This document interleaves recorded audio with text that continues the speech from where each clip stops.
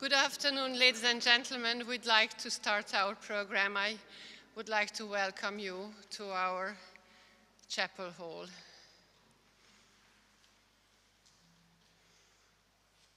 Excellencies, ambassadors, members of the diplomatic corps, Madam Vice Rector, professors, students, ladies and gentlemen.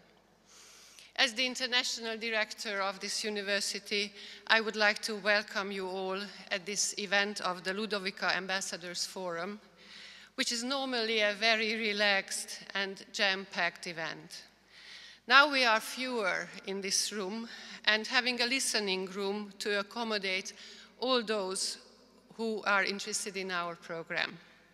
I would like to extend a very special welcome to our guest of honor tonight, His Excellency Johannes Heindl, the Ambassador of the Federal Republic of Germany, who decided to accept our invitation even among these special circumstances. Thank you very much.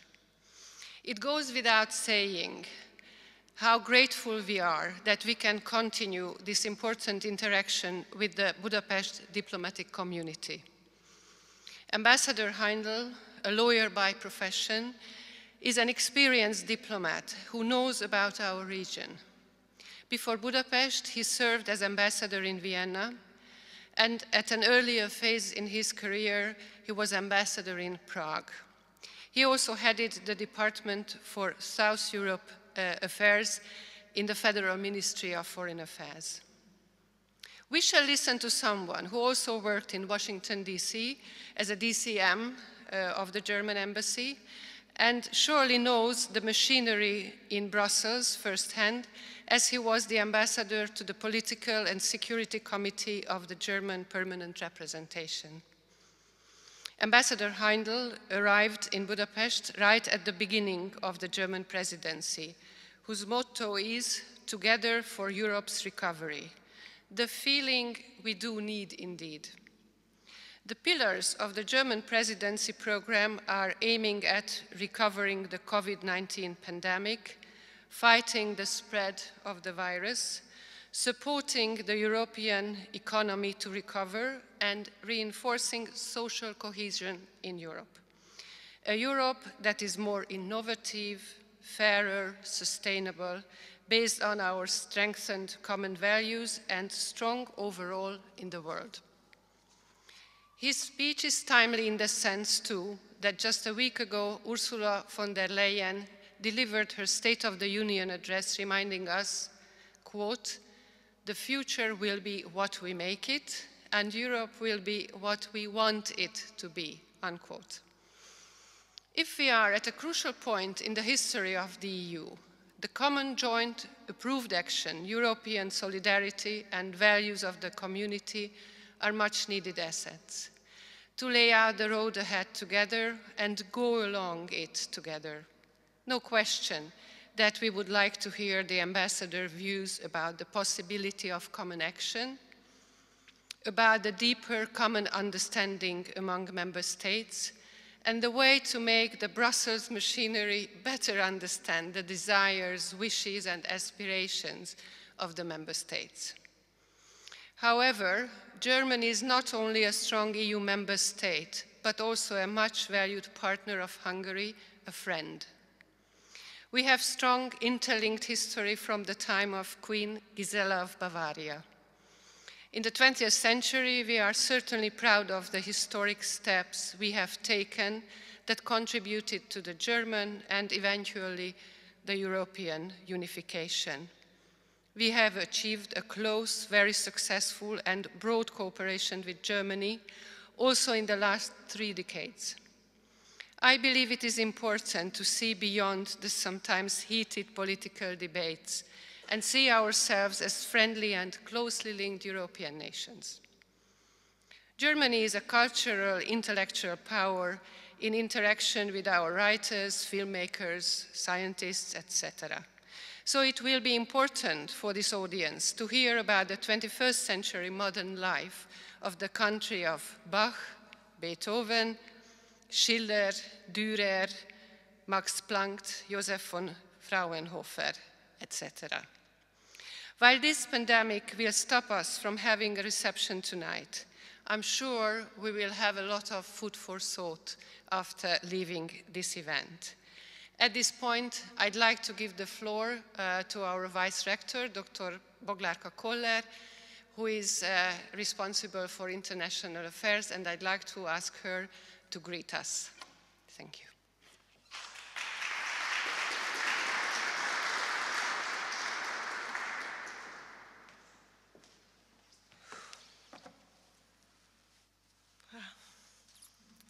What a feeling. Your Excellency, Ambassador, distinguished guests, colleagues, fellow students, ladies and gentlemen. It gives me great pleasure to extend to you all a very warm welcome on behalf of our university. And I would like to express how grateful we are that Your Excellency, Ambassador Heindl, you are with us and you are sharing the views with us. First and foremost, I must convey the greetings of our rector, Dr. András Koltai, who couldn't attend this event because of his prior engagement, but he wanted to send his greetings to you as well. I'm certain that tonight shall be in line with a number of fruitful and thoughtful, provoking events and series of Ludovika Ambassadors Forum. But let me also stress how grateful I am to see such an excellent audience, despite the challenging times with unusual circumstances and special precautions. The Ludovika Ambassadors Forum is a unique and special series of our university, which gives us a platform to discuss contemporary social, economic, political, and security issues. This is in line with the mission of our university to train excellent professionals who are committed to tackle the challenges that affect the various parts of the public sector, either on national level or at the wider European level. Tonight's topic is a special one. It provides a unique opportunity to hear from the ambassador of the current German presidency of the Council of the European Union about Europe. As proud citizens of the European Union, we are interested in the current issues of the integration as well as the challenges of the Union and its member states. The title is Together for Europe's Recovery. The motto of the German presidency has two essential messages. First, it indicates that Europe has to recover from the multiple crises that has been affecting the Common Europe project throughout the whole new millennium. Second, the title also provides the good old European recipe for this task, working on it together, which latter means commitment, sacrifice, and enthusiasm. With Brexit, the geopolitical center of Europe has moved closer to Central European member states. While Europe takes a more continental look, Germany undoubtedly takes the leading position in the EU politics by bringing back the centuries-old historical political debates on the role and the influence of Germany in the region. If we look back in the past, we also recognize that German presidencies have repeatedly cut Gordian knots. The German presidency successfully managed at first sight unsolvable issues. The Schröder government in 1999 made the EU to accept the Agenda 2000 that was a milestone in the Eastern enlargement process. In 2007, under the German presidency, the EU set itself ambitious targets for the environment and CO2 emissions. The energy strategy was accepted. The internal and outer challenges are manifold in 2022. The Brexit, the multi-annual financial framework, digitalization, and last but not least, COVID-19. The question we can definitely ask in relation to these, was it only fate that brought these issues of heavy nature to the German presidencies, or vice versa? Can only a country as large and as powerful as Germany respond to these long-term challenges of Europe? And if so, what are the answers?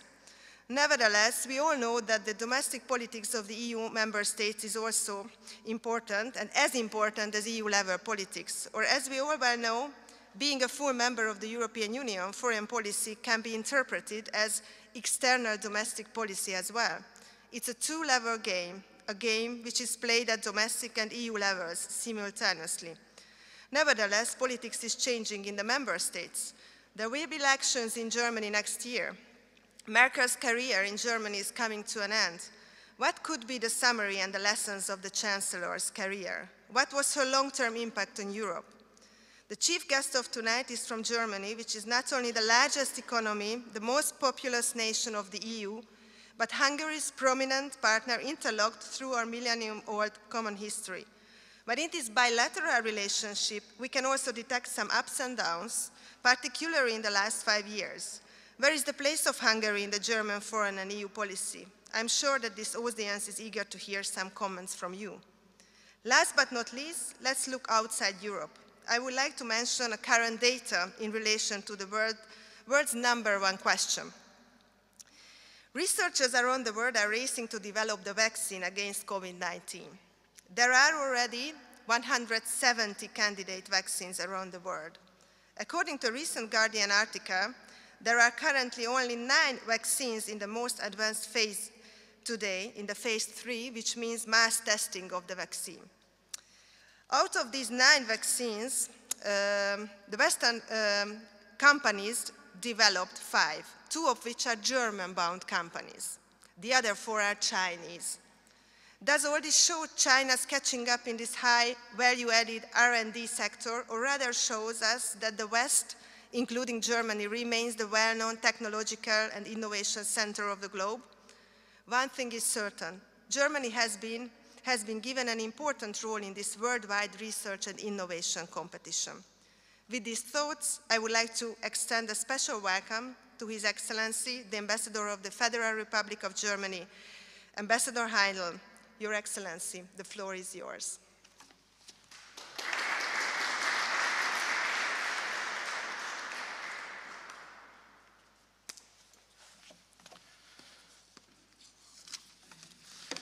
Thank you. The advantage of standing here is that I can take off my mask.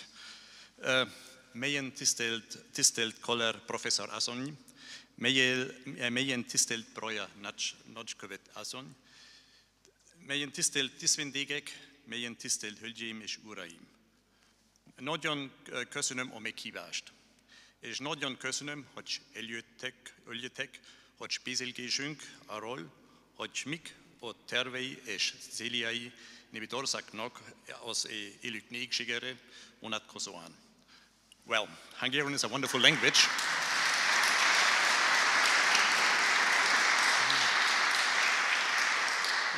Hungarian is a beautiful language, but it is too beautiful to get maltreated by me. And I'm sure your English is much better than my Hungarian will ever be, despite all my efforts. Therefore, I ask you for your understanding that I switch to English now. I have to admit that I was a little bit reluctant when asked to speak about the objectives of the EU presidency.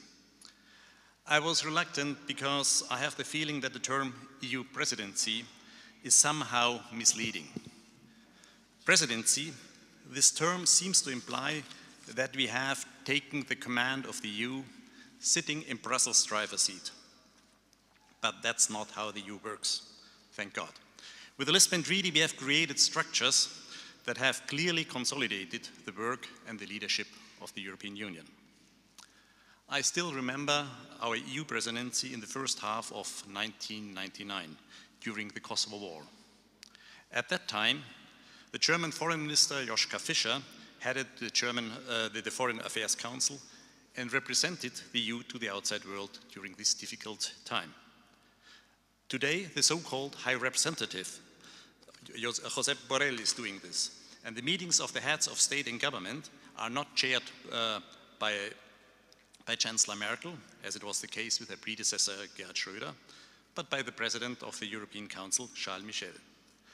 Thus, the role of the EU Council presidency is rather that of a mediator. It acts as an honest broker internally and represents the Council externally to the other EU institutions. The success of a presidency is therefore not measured by the degree to which national interests are asserted, but by operational progress in political and legislative dossiers. Furthermore, the trio presidencies ensure additional continuity. We have closely coordinated our presidency program with Portugal and Slovenia, who will succeed us as presidencies. But I don't want to minimize the role of the presidency either. As the EU presidency, you can set the tone, and of course, we want to use this opportunity as much as possible. This is reflected in the motto of our presidency, to which you have already referred. And this motto entails in a nutshell everything the EU, from our point of view, is currently about. In English it says, together for Europe's recovery. In Germany, it's a little bit more refined. Gemeinsam, full stop, Europa wieder stark machen. The main difference between the English and the German version is the full stop after gemeinsam, together, which gives this aspect a special emphasis.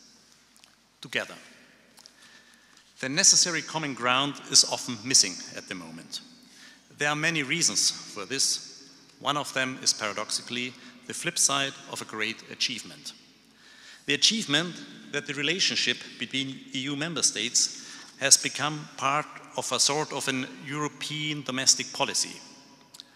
Politics is so interwoven across borders that the boundaries between domestic and foreign policy have become fluid. Whatever is discussed and decided between member states in Brussels has direct impact on each member state and its citizens. But despite this fact, there is no European public. Usually, the political debates in the member states of the European Union follow the national lines and are dominated by considerations which are limited to what is perceived the national interest, neglecting the broader European interest. In order to make progress together, we must therefore become more aware of what our common European interests are. At the same time, it is of course true that divergences of interest inevitably grew with the enlargement of the European Union. The EU has to pool interests from Portugal to Finland, from Bulgaria to Ireland, and by doing so, it also has to take into account the rather different historical experiences which have shaped the 27 member states. That doesn't make it always easy to find a common denominator. In the past, we have overcome this problem by acting like a cyclist. We pedaled forward in order not to lose balance. Europe has always been work in progress. The progressive integration process with the goal of an ever closer union of the peoples of Europe, as it is stated in the preamble of the Lisbon Treaty, was the driving force. But this model of success from the past cannot simply be carried forward into the future. When the Norwegian Nobel Committee awarded the Nobel Peace Prize to the European Union, it particularly emphasized, I quote, the stabilizing role of the EU in transforming Europe from a continent of wars to one of peace. End of the quote. But today, 75 years after World War II, this continent of peace has become reality. For the German and French Erasmus students who sit next to each other in the lecture hall of a Hungarian university, the memory of the alleged enmity between their two countries has become pretty absurd. The EU objectives and priorities have shifted over the years. For about the first 30 years until the fall of the Berlin Wall, the main aim was to build a peaceful future and to create prosperity out of the ruins of Nazi rule and World War II. After '89, the overcoming of communist dictatorship and mismanagement stood in the foreground. And I believe that today, again after about 30 years, the focus is changing again. The EU must become a global player in order to meet the global challenges. Just look at our immediate European neighborhood. For more than 6 years, there is war in Ukraine. And the picture becomes even grimmer if you turn eyes to our southern neighborhood beyond the Mediterranean Sea. The EU may have contributed to the security and prosperity of its member states in an unprecedented way, but the tectonic shifts in geopolitics make this appear increasingly fragile. On the one hand, the weight of the West in global politics has decreased. From the bipolar world of the Cold War to the quasi-unipolar world, US-dominated world of the 90s, we now live in a multipolar world, the power structures of which is being reorganized and in which the EU has already lost and is still losing importance. On the other hand, there are also signs of erosion within the so-called West.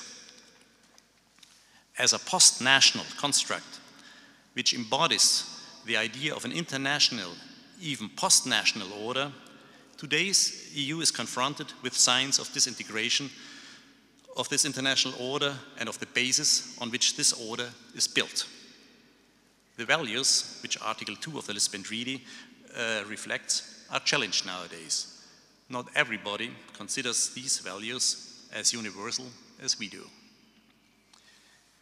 In view of these phenomena and the associated fear of threats, the EU can no longer rest on its laurels of being a peace project. It needs a new, updated narrative. A narrative that responds to these threats and upheavals and promises security, stability, freedom, and prosperity. And this narrative will only convince if the EU really has something to say, if it shows results. That leads to the second half of our motto.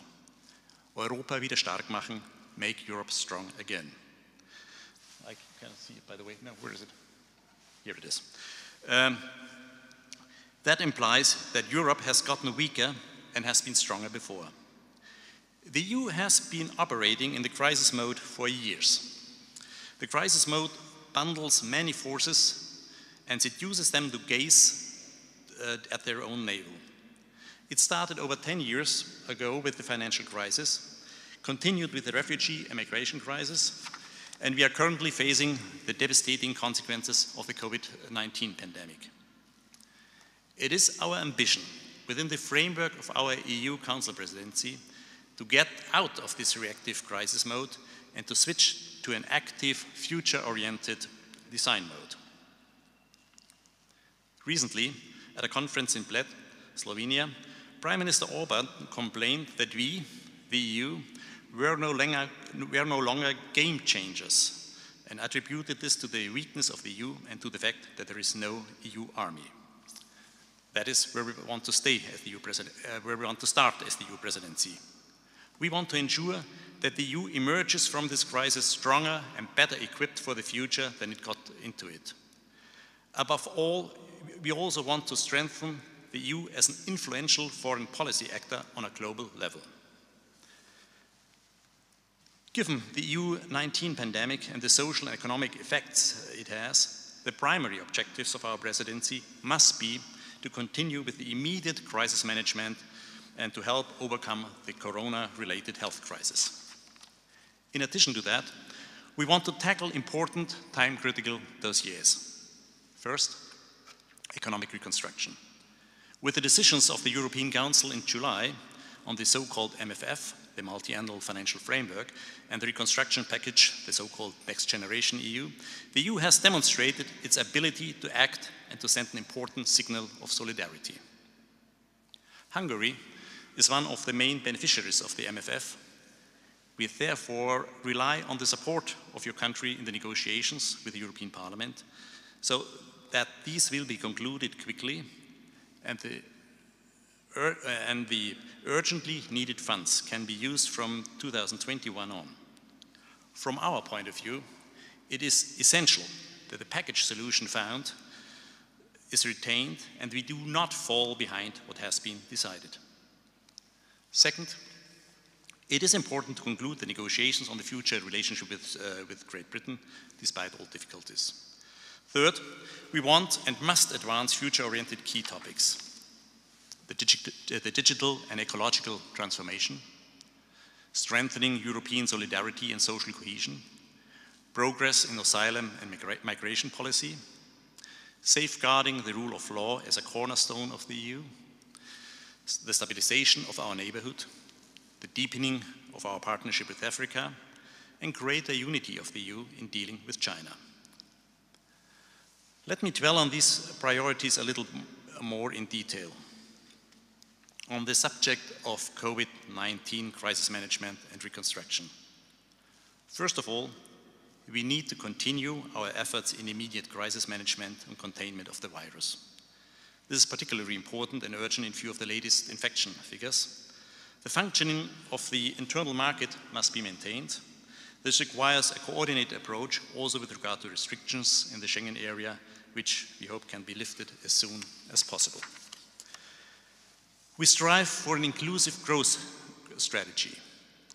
Europe's economic recovery should go hand in hand with strengthening social cohesion and moving towards a sustainable economy. Finally, we want to improve our internal and external crisis management for future challenges in the spirit of lessons learned. The strengthening of European sovereignty in key areas is a central element. On the subject of digital transformation and ecological transformation. Climate change and the digital transformation remain central issues for our common future. The two issues have become even more topical with the crisis. We should combine measures to mitigate the corona pandemic with green, sustainable investments in order to make the crisis an opportunity. This includes finalizing the European climate law and increasing national contributions to the implementation of the Paris Climate Agreement. In addition, we will campaign for the implementation of the Sustainable Development Goals within the framework of the 2030 Agenda. And as far as the digital transformation is concerned, in times of lockdown, we have become particularly aware of how important it is to strengthen digital and technological sovereignty. That is why we want to work towards building a reliable and resilient European data infrastructure. On the subject of European solidarity and social cohesion, the COVID-19 pandemic brings great social upheaval. This requires a strong, coordinated response from the EU, demonstrating solidarity. In this context, the implementation of the European Pillar of Social Rights is of particular importance. Keywords include a European framework for minimum wages, basic social security systems, and a European unemployment reinsurance. In addition, the German presidency will work for equality between women and men. Our political focus is on equal pay for equal work, the empowerment of women in leadership positions, and the fight against gender-specific violence. Now on a little bit sort of controversial subject, which is asylum and migration policy. The tragic incident at Moria camp in Greece has once again illustrated how urgently we need a common restart of the European asylum and migration policy. In the internal dimension, the reform of the common European asylum system will be about enabling fair burden sharing and solidarity in equal measure. And of course, it remains to be seen how we define then solidarity in this context. In the external dimension, we want to expand cooperation partnerships with countries of origin and transit countries. But yes, making progress in this area will certainly be challenging. And challenging is also the next issue, the next topic, which is rule of law as a cornerstone of the European Union. We consider it essential to strengthen the basic values of the EU, and in particular to work together constructively on the issue of rule of law. These fundamental values are what unite the EU, and the discussion about them should therefore not lead to controversy, but on the contrary, it should strengthen the common understanding of the foundations of the European Union. A new preventive mechanism is to serve this goal, which, in addition to the existing instruments, enables an open and constructive dialogue of equal to equal among member states on the basis of the report the European Commission is going to issue. On the subject of stabilizing our neighborhood in partnership with Africa and China. First of all, we have to support our immediate neighbors in combating the coronavirus pandemic. During our presidency, we are also committed to starting initial accession talks with North Macedonia and, if possible, also with Albania, as soon as the necessary conditions are met. We also want to foster the EU's partnership with Africa. We also want to strengthen the EU unity in dealing with China, and it goes without saying that our relationship with the US remains essential. And that finally leads to the issue of the EU's ability to act on a global level. We want to consolidate the EU as an influential foreign policy actor on a global level. Apart from paying particular attention to crisis situations that are of vital importance to the European security, we want to beef up the structures of the EU foreign and security policy in order to make them more effective. That means we have to upgrade the EU's capabilities and instruments so that, to use again the term used by Prime Minister Orban, Europe can become a game changer. This demands a sense of togetherness and unity. And it demands the understanding that European cooperation is not a zero-sum game in which the advantage of one member state is the disadvantage of the other, but that cooperation in Europe creates its added value for all and a win-win situation for everyone. The pursuit of national interests and a Europe-friendly policy are therefore by no means a contradiction in terms. National sovereignty presupposes the possibility of action and shaping the global order. But especially in foreign policy, we Europeans cannot assert ourselves globally as nation states, but only together. Which brings me back to the motto of our presidency, gemeinsam Europa wieder stark machen. The EU could and should be perceived as a gain in sovereignty for the member states and not as a loss of sovereignty. As you can see, there are a lot of challenges ahead of us, and of course we won't be able to tackle all of them in the remaining 3.5 months. But we hope for our trio partners in the EU presidency, Portugal and Slovenia, and we are convinced that the EU needs new impulses, and we count on the support of Hungary. This allows me to touch briefly on our bilateral relations, if I may.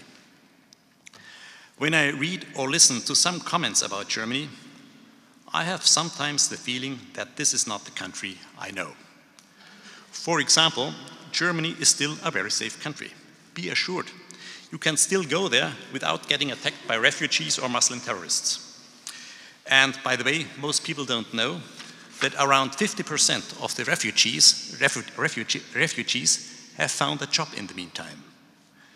It is a little bit as if some controversial issues have crept so deeply into the relationship between our two countries that the ensuing misunderstanding seems to put a strain on our bilateral relations. However, the truth is that Hungarian-German relations are based on a very solid foundation. They consist of a close economic interdependence. They consist of a dense and resilient network of personal contacts, of friendship and family ties. They consist of a cultural affinity and a long common history that has shaped our two countries. Just to point out the dimensions of the economic interdependence. About 3,500 German companies are doing business in Hungary, with more than 250,000 employees. In 2018, Germany made direct investments amounting to 1 billion euro. In consequence, the total amount of German direct investments rose to around 19 billion euro. This makes up to 20% of the total foreign investment in Hungary. As far as our common history is concerned, I could go back a long way to the battle of the Lechfeld, to Gisela von Schein, which you have mentioned, or St. Elizabeth of Thuringia. In essence, however, it is crucial that our two countries are deeply rooted in the Occidental tradition and that a close cultural affinity has developed from this, despite all national and regional differences. In addition to that, we Germans will always remain grateful for what Hungary did to make German reunification possible. This year, we celebrate the 30th anniversary of becoming one country again. Without Hungary, history would have taken a different course. Of course, we do not agree on every single issue, and there are differences of opinion. That is quite normal. And it is even quite normal that we, as member states of the European Union, criticize each other if it's necessary. But the point is how we do it, whether our rhetoric reflects the close partnership and good relationship between our two countries. I have been German ambassador to Hungary only for a couple of weeks. This is a privilege. I'm very grateful to my government that it has given me the chance to be here and to work in this wonderful and fascinating country. And I hope very soon, though, I hope, well, but it's an illusion, I guess, that I will be able to say a few more sentences in Hungarian to you after a while than I did in the beginning of my presentation. With this in mind, I thank you for your attention. Köszönöm officielmet.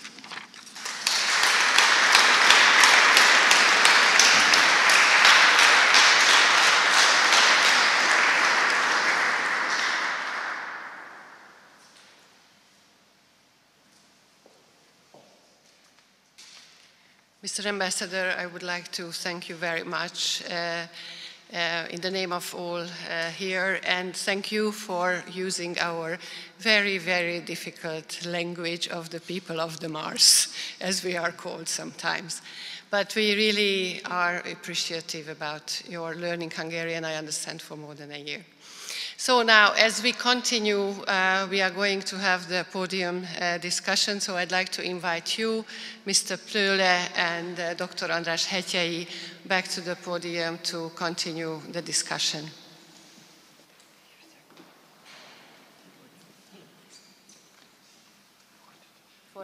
The German flag, I'm sorry.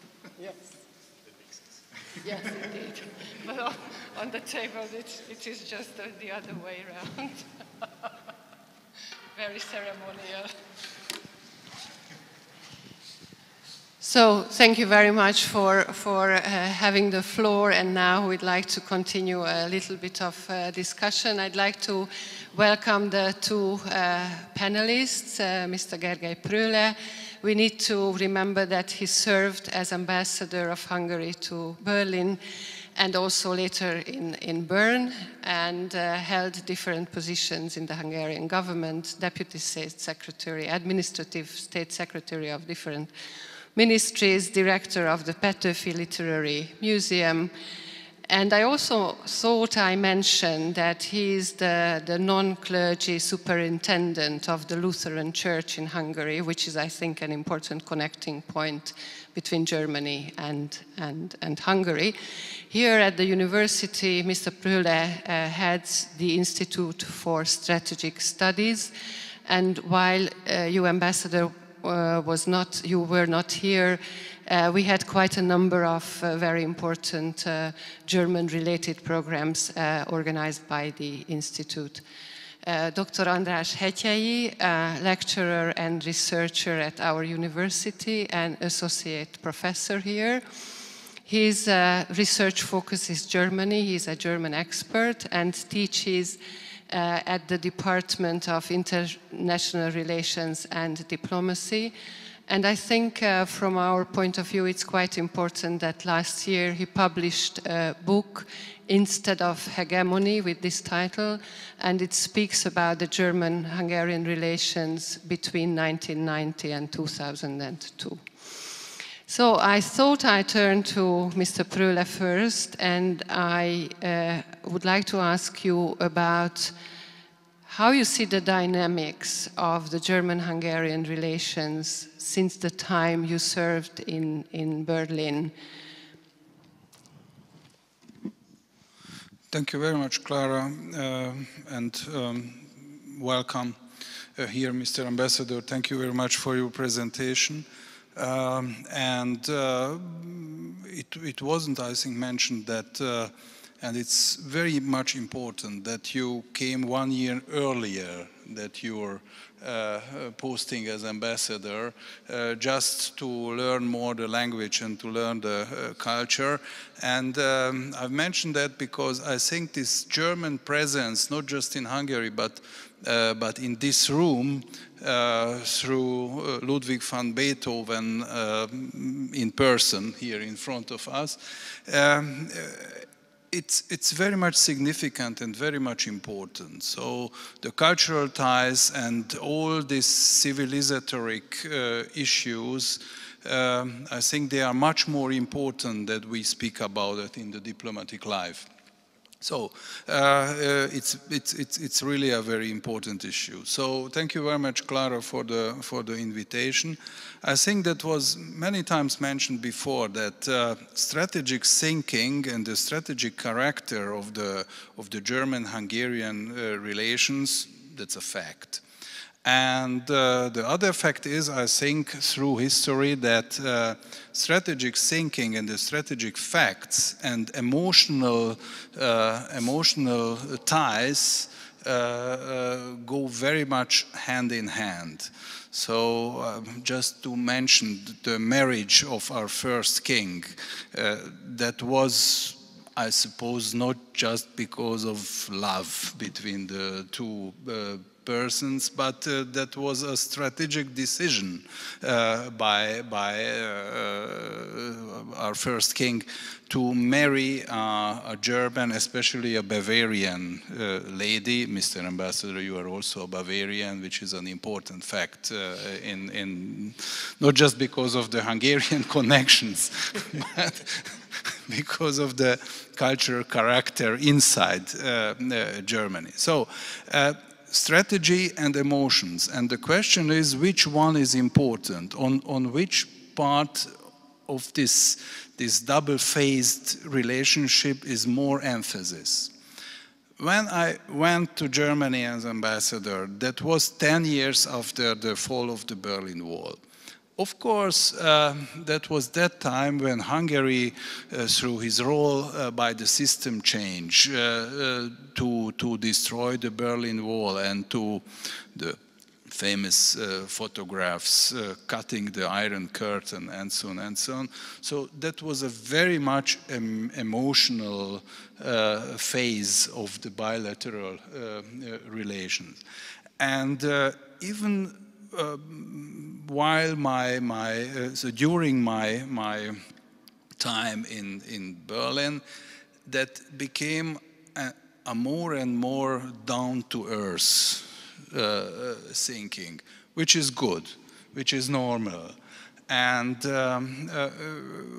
if we speak about your first sentence, by the way, about the bilateral relations, it's very, very hard and very concrete fundament of the relations.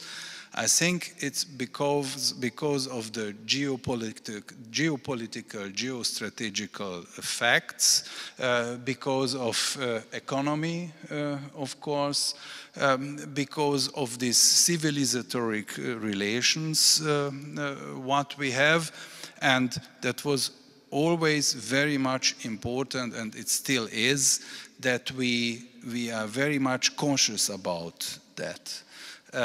And we have to repeat again and again what does it mean. We have to come back to these facts, and also in the European cooperation, it's the basis of our common thinking. You've mentioned the slogan of your presidency, which is, from the semantic point of view, a very interesting one. You've mentioned the difference between the German and the English version. Recovery in English, but in German it has another, a slightly other connotation. And in Hungarian, it's very much different again. But I have to mention that while the Hungarian presidency, 2011, our slogan was Erős Európa, a strong Europe. It was very funny because it was spelled by foreigners Eros Europa, which has a very good positive meaning. It has a good image for the Hungarian presidency. But I mean, how to make Europe strong? And I think that's my final sentence, that's really a strategic basis of our cooperation. Because if you look at the figures, if you look at the fact that concerning the Maastricht criteria, there are a very few countries in the European Union who are in line with the Maastricht criteria, and Germany and Hungary are among them. So I think that's a very important basis, and we can truly build on that in the future too. Now I'd like to turn to András Hetyei. In your book, you speak about the colorful and many-layered German-Hungarian relations. The ambassador was saying that if he reads the Hungarian papers, he cannot see his country in the Hungarian papers. I'm afraid we can say the same thing if you sometimes read the German papers. So from a researcher's point of view, what are the strong points of the German-Hungarian relations? Where are we now? Thank you very much for the invitation. I'm very happy to be here.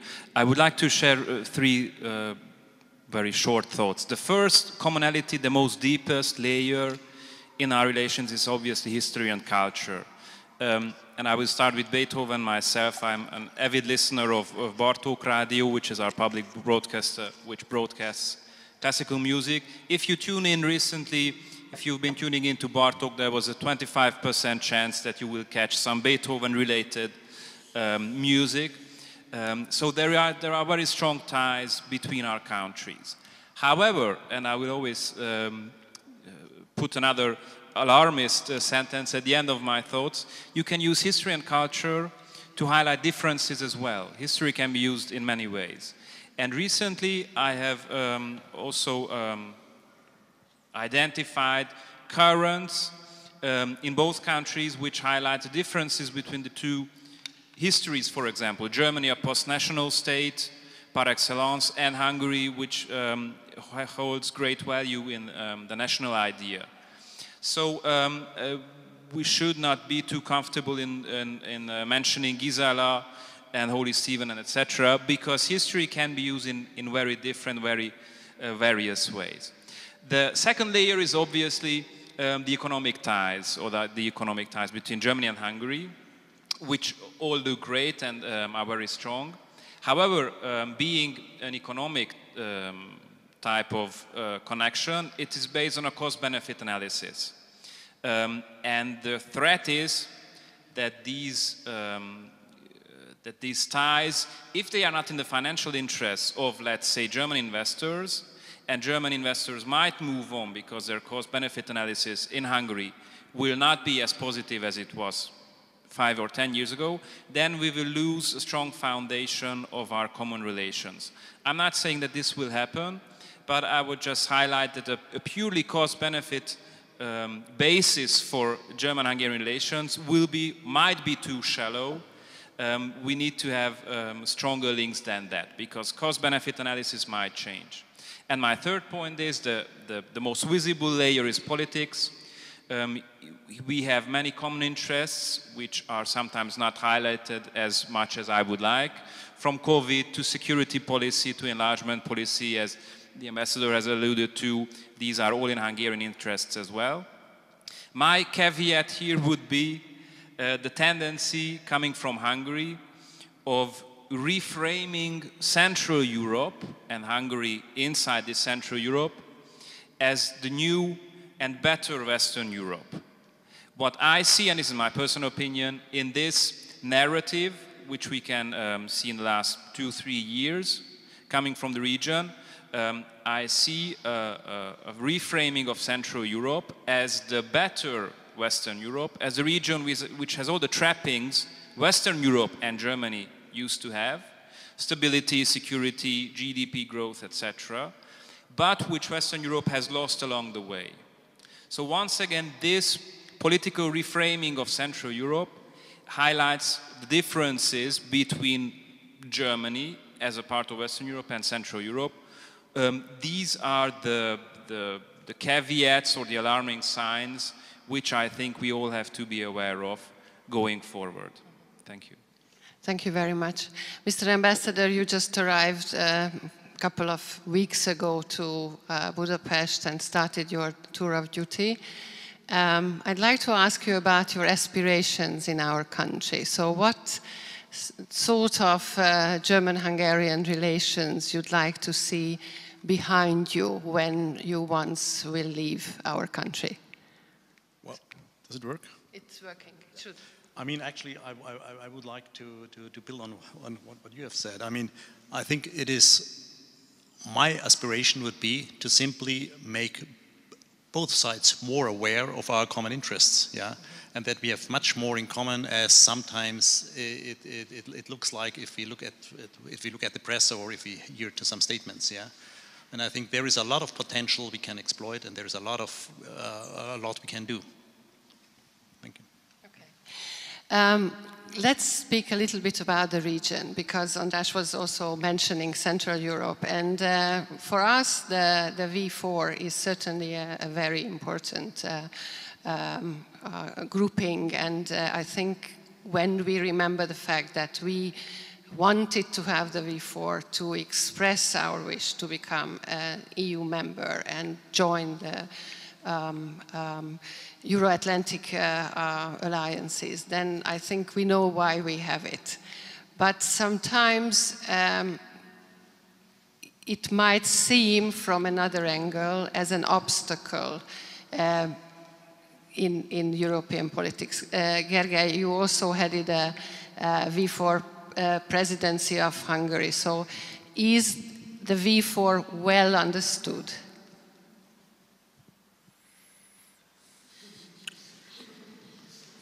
I should give the floor to Mr. Ambassador, because I mean, that's, I think, very important to have a common understanding, especially among Germany and the V4, because Germany, especially the reunited Germany, is a Central European country. So, it is a differentia specifica of the reunified Germany, and we shouldn't forget that we'll celebrate in few days 30 years of reunified Germany, so congratulations to that. This Germany is a very different one compared to the Rheinische Republic founded by Konrad Adenauer at that time. So the fact that the new capital, Berlin, is closer to Warsaw than to Paris, it's a very important fact. The experience of the people in the former GDR, having this experience in a communist regime, is a very important fact, which is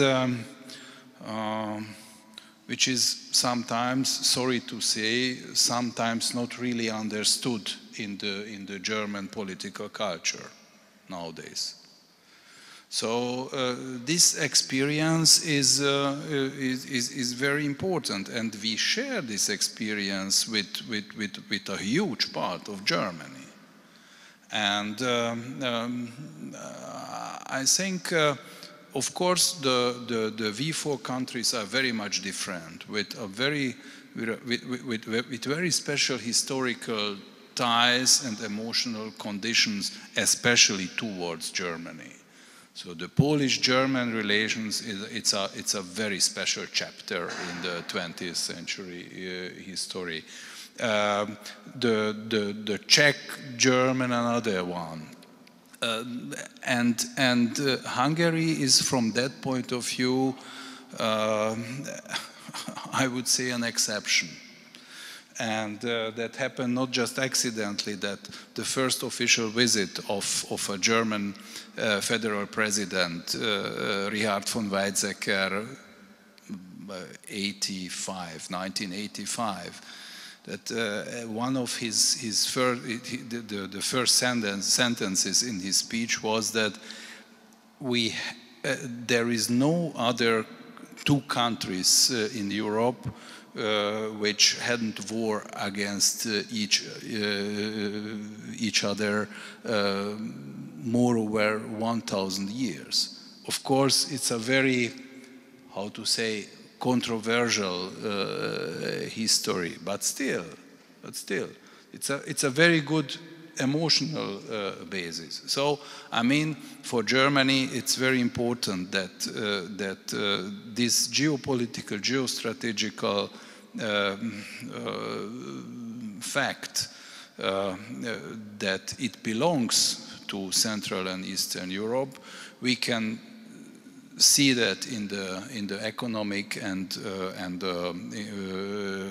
in the economic data, and also, by the way, in the investments, clear. And I think it is the acceptance in Germany of the V4 is getting better and better. I remember 10, 15 years ago, that was a not very friendly climate in Berlin when we spoke about V4. And during the Schröder government, there was another cooperation, the Danube countries. An important result is, by the way, the Andrássy University. So these different regional cooperations, they were not very much welcomed by the official German side. But nowadays, I think there's a change because I think that is clear that in some points for the German political goals, the Central European backyard or region is very much important. And I mean, if I look at the person of the president of the European Commission and how she became the leading person of Europe, and which countries had that influence and this goal not to support the Spitzenkandidat system, and instead of that to have Ursula von der Leyen, a close ally of Chancellor Merkel, in that position. That shows that in some strategic interests of Germany, the V4 countries can play a very important role. Can I ask you, Mr. Ambassador, to reflect on what Gergely was saying? How is the V4 seen from Berlin? I do recall the year 1999, when Germany was among the founders of the Stability Pact, a regional organization. And there were a lot of regional initiatives. That what I want to say by pointing this out is that we are always very much in favor of regional cooperation. Yeah. Now, of course, the European Union is a union of 27 equal member states. And what we do not need in the European Union, from my point of view, are dividing lines. It is quite normal that you seek partners in the European Union, you seek, you reach out to others in order to get support. But I would be reluctant to support a situation where the European Union falls into different camps, yeah? And therefore, I think cooperation, yes, but not in the form of camps, but in a kind of flexible way, where the cooperation depends on the concrete issues and on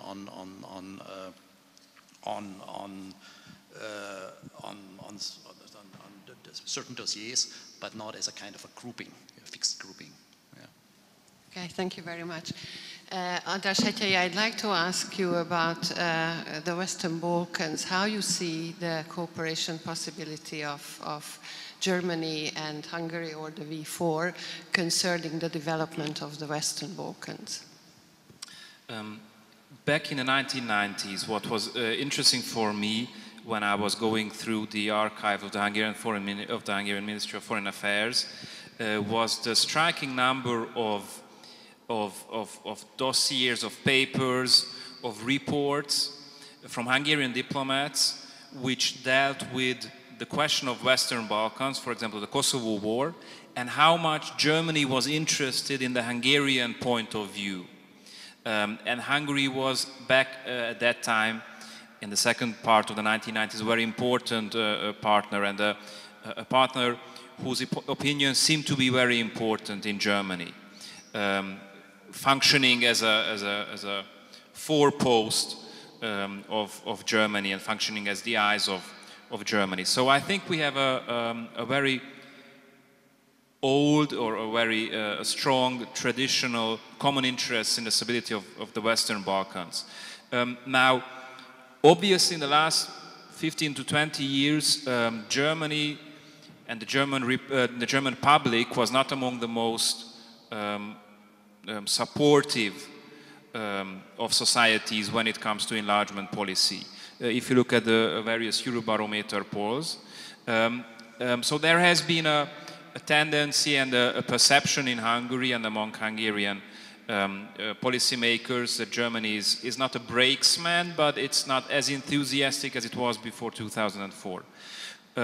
What I can understand is that this has been changing, and Germany is more open to bringing certain Western Balkans countries into the fray. What is interesting me is, if you look at the number of Western Balkans countries, and once they will all join the European Union, I have gone through them, and numerically there will be more post-communist states in the European Union once all the Western Balkan countries have joined, which is admittedly at least 20 years away, but we will have more post-communist countries than non-post-communist countries.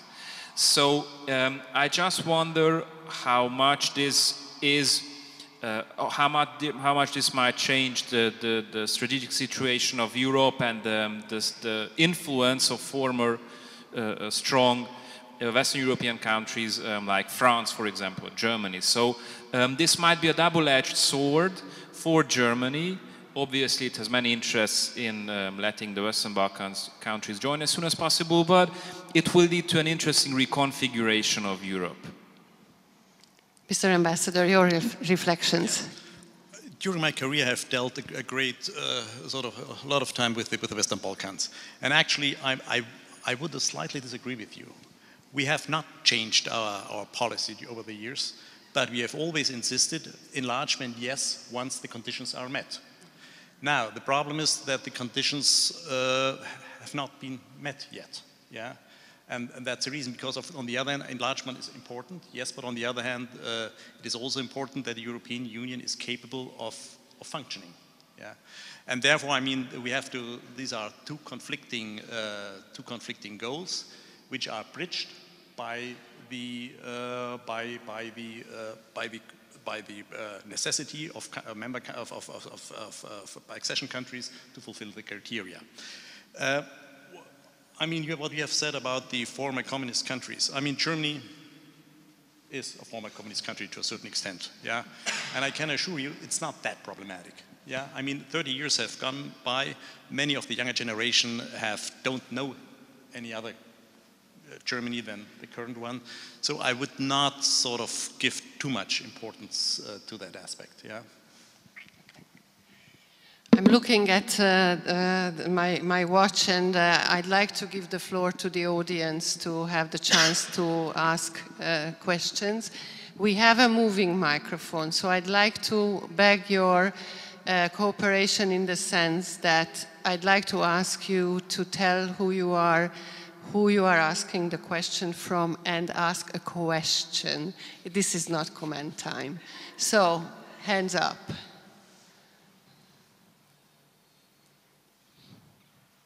Who will be the bravest one? Not at the moment? Yes, the Vice Rector.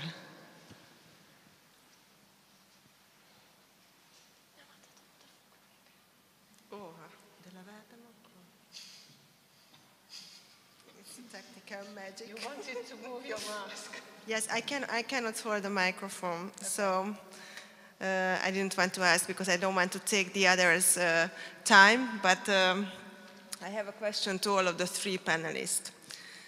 So this V4 issue. So there were some researches which show that if you ask these V4 countries in a public opinion survey, and you ask them, which nation do you trust? Then for the Polish, the V4 countries come the first, three stages, and for the Hungarians, the Germans are the first.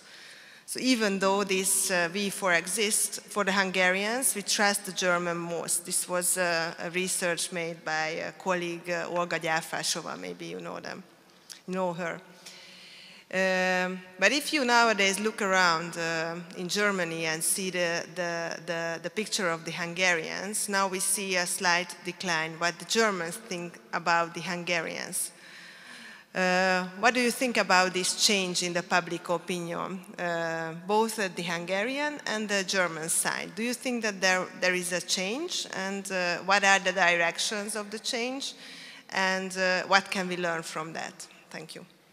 Thank you very much. Who wants to start? Well, actually, I would make a distinction between the perception of Hungary and the Hungarians and the perception of the politics, yeah? And I think the perception of Hungary and the Hungarians, it's still extremely positive, yeah? And I mean, when I told back home my people that I would go to Budapest, everybody congratulated me, how that's great and wonderful and so on, and I can assure you, if there were no COVID, I had more visitors than I would like to have. So, no, I don't think that this is a problem, yeah? Of course, I mean, I have pointed out that sometimes you see comments where I have the feeling, about which country are they talking about? And you have said the same was true for you. I will not sort of, okay. But this has nothing to do with the very solid foundation of our bilateral relationship. Thank you.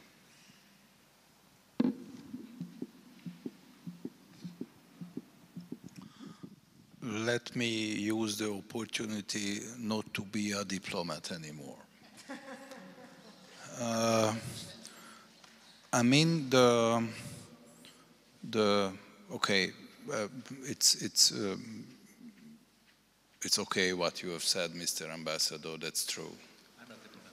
Yes, but you are a diplomat. We should discuss that again in 4 or 5 years. No doubt there is a fact what you described, Madam Vice Rector, that it was always very much complicated to give a good image for a non-socialist government in the German press.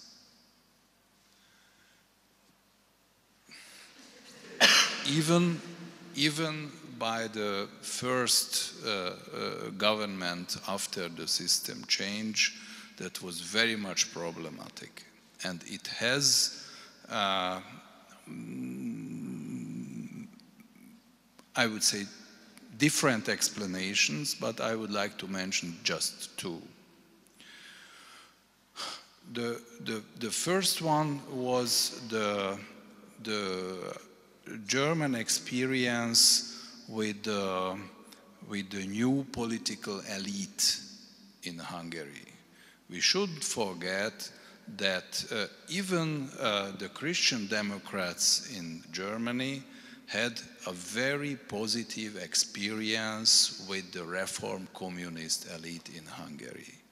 We shouldn't forget that Helmut Kohl, by his internal political problems in his party, was helped by Miklós Németh at that time with the timing of the opening the Hungarian border. So that was by the CDU in Germany this very good image of the post-communist elite, and it went so far that Helmut Kohl that time suggested to Mr. Antal to keep Gyula Horn as foreign minister in the new democratically elected government. Absurd, absurd. My honor for the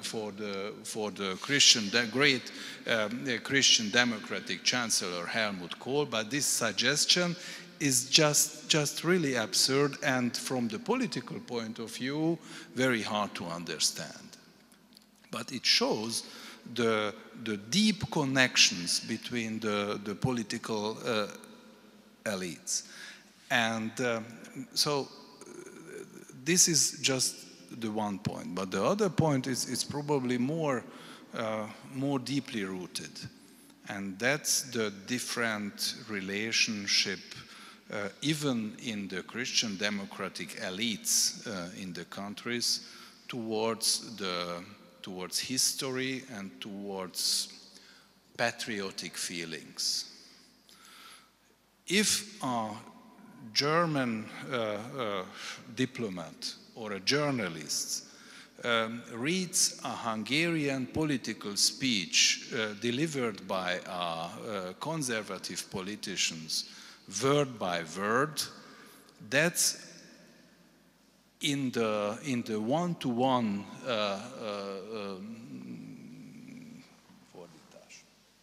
translation, the one-to-one translation, a style which is not anymore acceptable in the German political wording.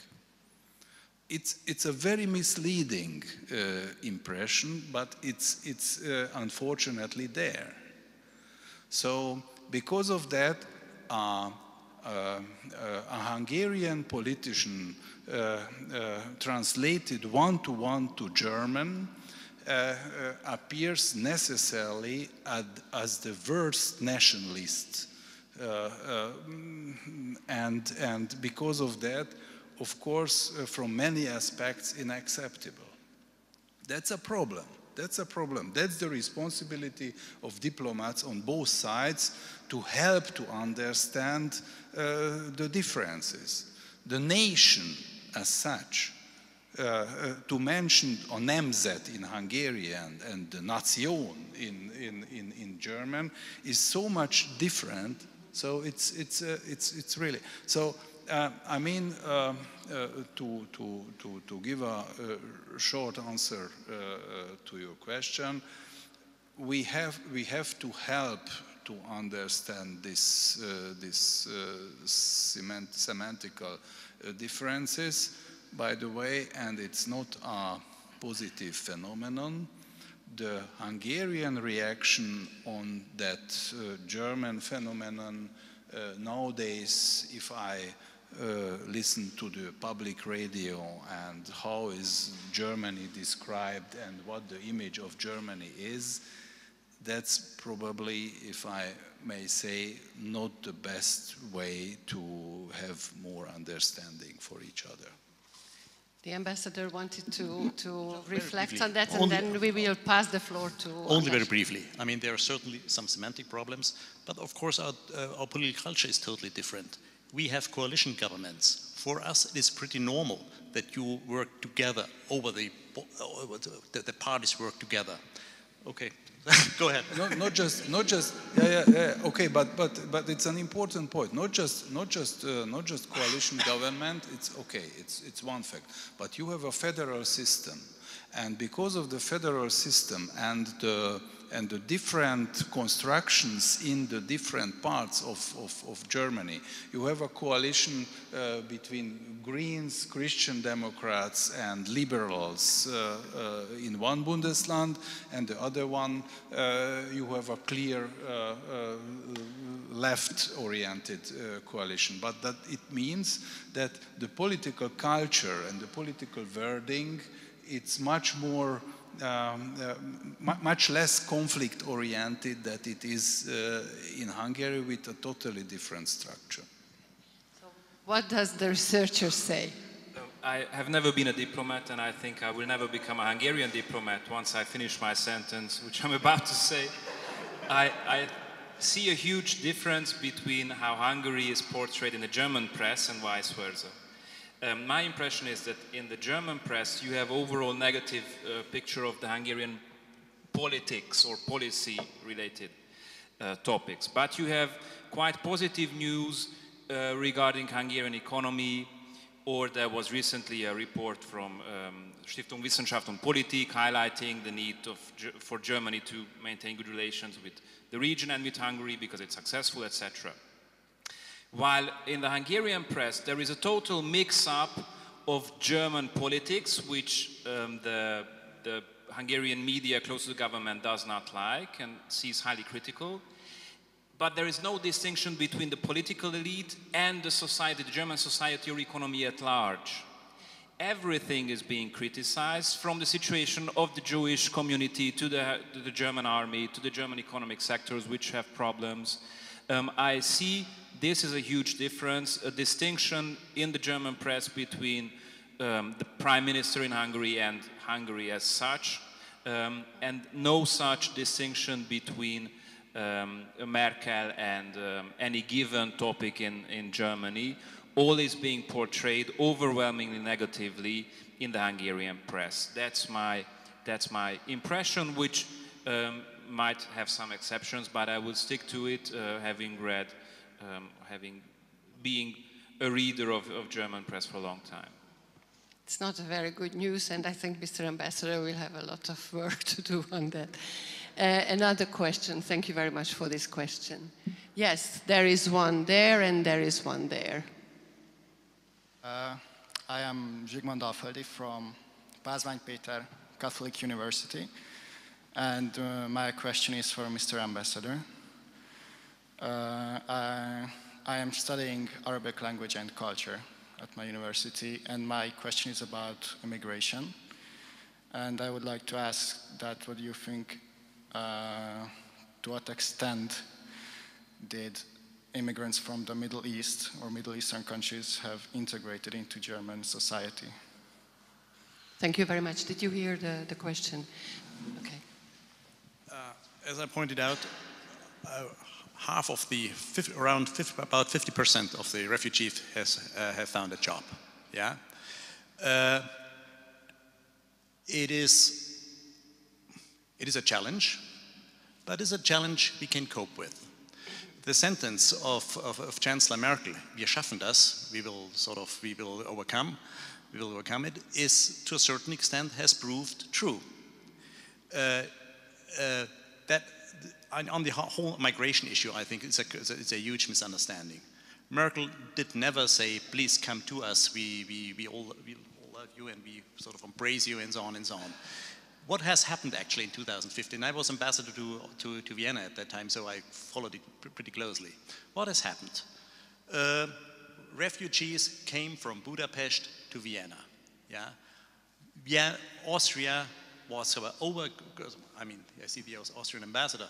I mean, Austria was confronted with a challenge which it couldn't cope with. Yeah, therefore the refugees went on to Germany. Yeah. And already on the September the 13th, if I remember correctly, Germany introduced border controls, which means we already tried early September 2015 to take control of what's happening. But, I mean, let's be realistic. Migration will be on our agenda for many years to come. I mean, the huge gap in wealth and so on will remain, and this will, of course, trigger migration. So what we have to do is to find a smart way to manage it, to respect our values, to respect our international obligations. Will that be easy? Certainly not. But I think we should not we should be sort of honest enough not to oversimplify the challenge. Thank you very much. There was a question somewhere there, the young man.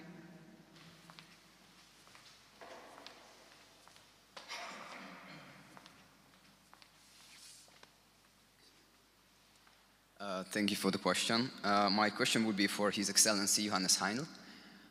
We've heard of many problems already, which are happening right now in and around Europe.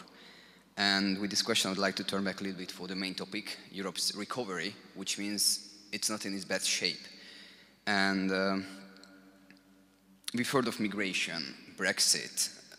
We know very well the world is a little bipolarizing again, just now with the rising economical power of China and with the fact that America is turning a little inside again, like in the old times. And we have many, many problems. Now that Germany will be the presidency of the European Union, what do you think will be the main issue? What will be the main focus point of all these many, many issues Europe is facing right now?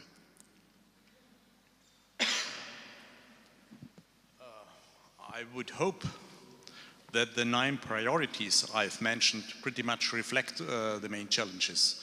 If not, we would have failed. And what I'm saying, what I'm meaning is, I mean, first of all, of course, we have to cope with the COVID-19 pandemic. That goes without saying. Then, of course, we have to get our economy restarted, or at least sort of to overcome the economic problems we are confronted with. And third, we have to make sure that by doing so, we focus on the right areas which are future-oriented. Yeah, it doesn't make sense to invest money in industries which are outdated. So we have to do the trick to take into account what we need for combating the climate change, and to invest money in those areas which are future-oriented. And I think that's the main challenge. And in addition to that, of course, we are confronted with the foreign policy challenges, which I have mentioned, China. I mean, look at our neighborhood. Yeah, I mean, look at our neighborhood. Actually, we all should get frightened what's happening in our neighborhood. And we are certainly well advised to, to make Europe capable of confronting on coping with these challenges in our neighborhood, yeah, and that needs some sort of, let's say, some additional steps in the field of common foreign and security policy, I would say. Thank you. Thank you very much. There was one more young gentleman there trying to ask a question. That's going to be our final question because time is flying. Thank you for the opportunity. My name is István Németh from the National University of Public Service. Mr. Ambassador, the speakers. My question would be regarding to one of the most challenging issues of the European Union, which is the Western Balkan enlargement. As a youngster, I consider myself as someone who is concerned about his country's future, in particular Hungary's future.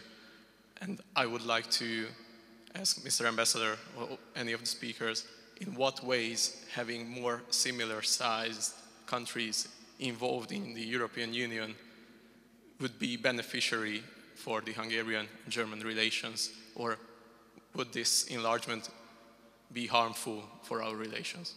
Thank you.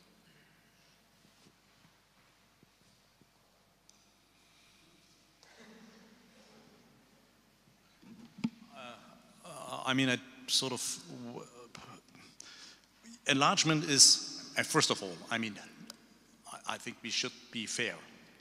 I don't know any other post-crisis situation where that much money has been invested, where that much political engagement has been shown for over 25 years now in Bosnia, for example. Yeah. So, I mean, we should not sort of minimize what we have done. Okay. Second, we have got an enlargement process up track. Yeah. An enlargement process which makes sure, or which tries to make sure that the countries concerned will be able to fulfill what is required for being member of the European Union. Yeah, and this is sort of not an easy way, but it's a necessary way, because the future member states, the Western Balkan countries, is not helped if we soften the criteria and then they face the problems once they are members of the European Union. So I would say we should stick to the rules, we should stick to the mechanisms, and we should help as much as we can. But in the end, of course, it's up to the countries concerned to fulfill their criteria and to make the steps necessary for becoming a member.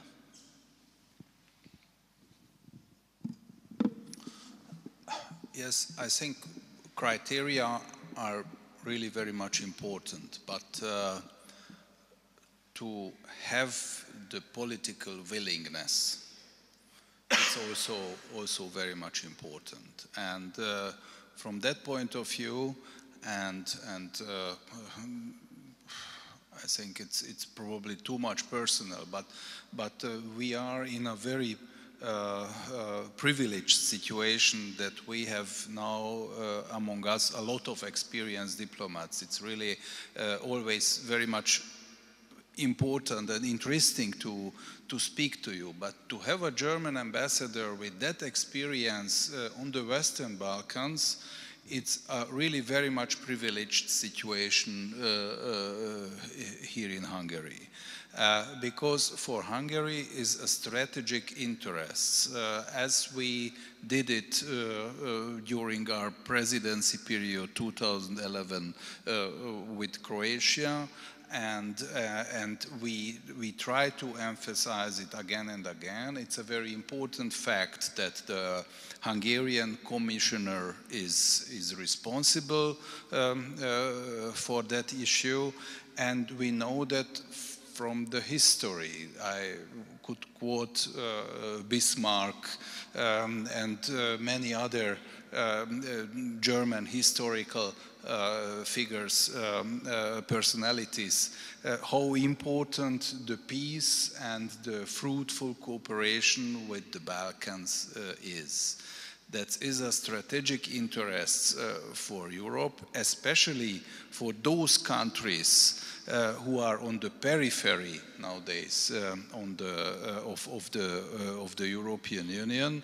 So I mean, we should put a lot of emphasis on that, and we shouldn't forget about the importance of the political willingness and about the importance to convince even the taxpayers in richer countries how important it is to have a peaceful and consolidated Balkans behind us.